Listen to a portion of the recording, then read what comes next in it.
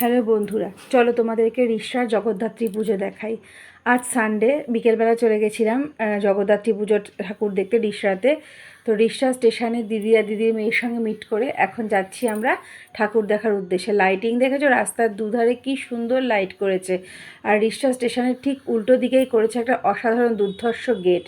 তো এটা হচ্ছে প্রথম প্যান্ডেলটা গ্রাম্য পরিবেশের উপর নির্ভর করে করেছিল। সমস্তটাই তোমার এখানে মানে খড় দিয়ে করা হয়েছিল পুরো প্যান্ডেলে মানে অরিজিনাল মানে ঘুঁটে ছিল। তারপরে তোমার হাঁড়ি কড়াই এ সমস্ত বসানো ছিল। আচ্ছা, এটা সেকেন্ড প্যান্ডেল। তো আমি জায়গাগুলোর নাম বলতে পারবো না, অতটা চিনি না, কিন্তু প্যান্ডেল প্রত্যেকটাই খুব সুন্দর হয়েছে। আর মানে মাতৃ প্রতিমা দেখার মতন।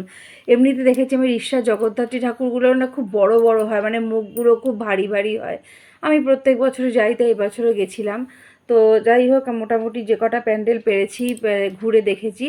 পুজো তো হয় প্রায় মনে হয় 25-30টা, কিন্তু আমি দেখেছি ওই 10টা মতন, কারণ এর বেশি আমার ক্ষমতা নেই দেখার।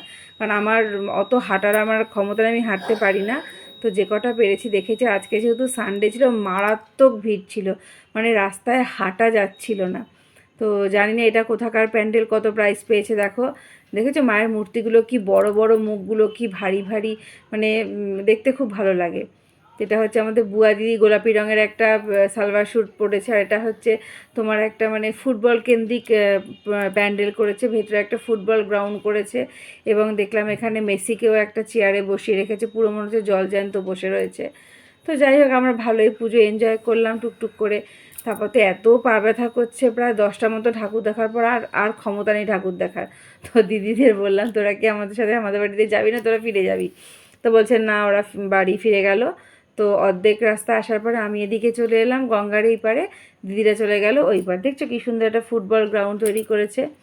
এবার এখানে মাতৃ প্রতিমাও খুব সুন্দর। এই হচ্ছে আমার দিদি আর আমার দিদির মেয়ে। তো এখন আমরা ওটা দেখে মোটামুটি বেরিয়ে এসেছি। তো এটা হচ্ছে আরেকটা প্যান্ডেল, দেখেছো মাকে কি সুন্দর নীল শাড়ি পরিয়েছে আর সাদা ওই তোমার ডাকের সাজ দিয়েছে। এটা হচ্ছে লাস্ট গঙ্গার ঘাটের একদম পাশে একটা প্যান্ডেল হয়, যেটা আমি আর ভেতরে ঢুকে দেখিনি, মূর্তি আর দেখতে পাইনি। এত পা ব্যথা করছিলাম না, আর সহ্য হচ্ছে না, এবার বাড়ি যাব। তো রাতের গঙ্গার দৃশ্য, এবার আমি যাচ্ছি জেটি দিয়ে। এবার ওই পারে হলেই আমার বাড়ি, যেহেতু গঙ্গার পাড়ে, ওই পার হলেই বাড়ি পৌঁছে যাব। চলো টাটা, গুড নাইট, আবার পরে দেখা হবে।